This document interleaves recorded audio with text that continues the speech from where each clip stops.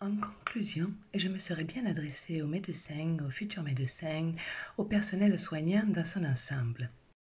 Alors, chers médecins, chers futurs médecins, chers personnels soignants, tout d'abord, merci pour tout, merci du fond du cœur pour votre aide, pour vous battre au quotidien, aux côtés des gens dont la santé est fragile, qui ont besoin de vous. Merci pour tout ce que vous faites. Je sais que la situation n'est pas facile, surtout en ce moment.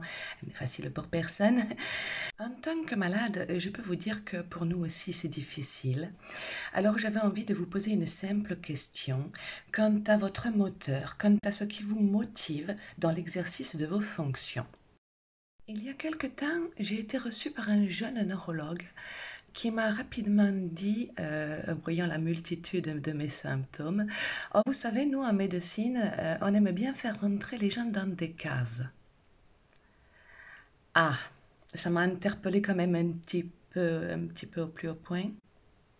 Pour quelle raison est-ce qu'on s'acharne à faire 10 ans de médecine pour juste recracher par cœur, mettre des gens dans des cases?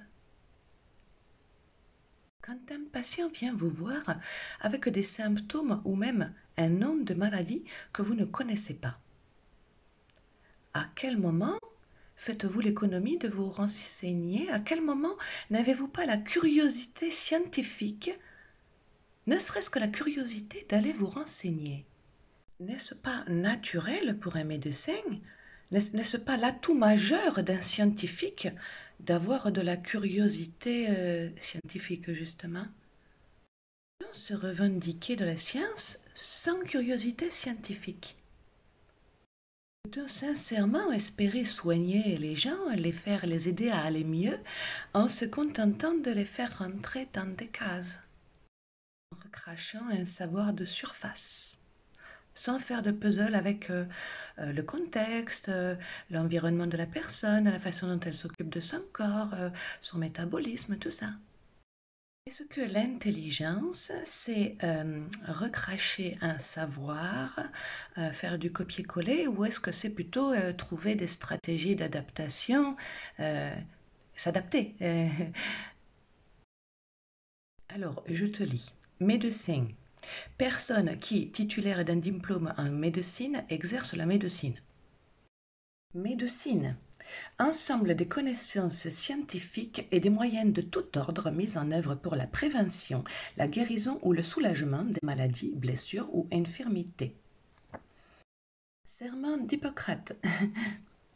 Le bien du malade, physique et moral, est la priorité du médecin.